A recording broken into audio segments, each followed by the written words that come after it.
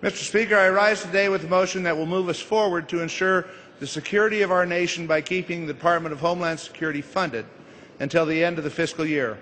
Funding for the Department of Homeland Security will expire this week. To allow a shutdown of these critical functions would be an abdication of one of our primary duties as members of Congress. I have to tell you that the only reason we're here is because of the unique procedural posture that the Senate finds itself in.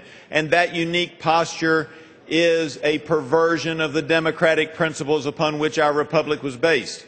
We would not be here if it weren't for the modern filibuster closure rule, which requires 60 votes to do anything. If I were representing the Department of Justice in front of the Fifth Circuit to try to get this injunction overturned, the first sentence in my brief would be that the United States Congress has voted, knowing this program was in existence, to fully fund all operations. This is a very, very sad day when we have to make a Hobson's choice of either funding our national security or standing for the Constitution. It is time for the House to move past the corrosive pattern of self-imposed cliffs and shutdowns and get to the work that the American people expect us to address. 6 weeks ago, we sent a bill to the United States Senate to fund DHS at the levels the Democrats agreed to.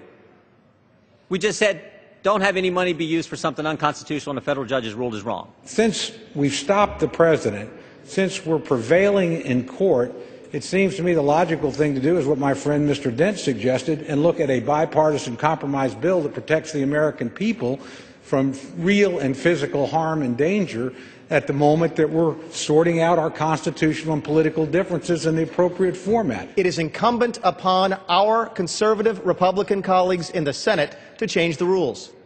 Conservative Republicans, Mr. Chairman, who have been very quick to try and tell the House what to do, should now be over there right now making the case that if the Senate Democrats are going to use a rule to undermine the Constitution, then the rule needs to change. I stand with the Speaker of the House of Representatives, at least where he was last week. This fight today is not about immigration.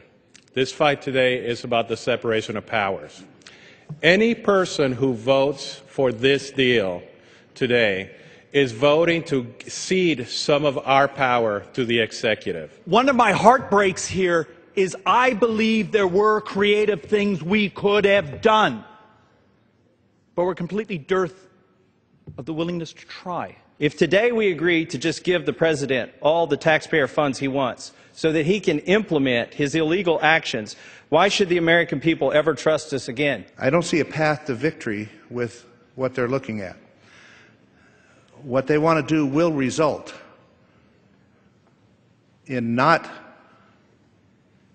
defunding the president's actions, because there is no funding in this bill for the president's actions. There is no funding in this bill for the president's actions. Everybody knows that, don't we? What it will lead to is a close down of the Department of Homeland Security, and that is not a victory. The yeas are 257 and the nays are 167. The motion is adopted.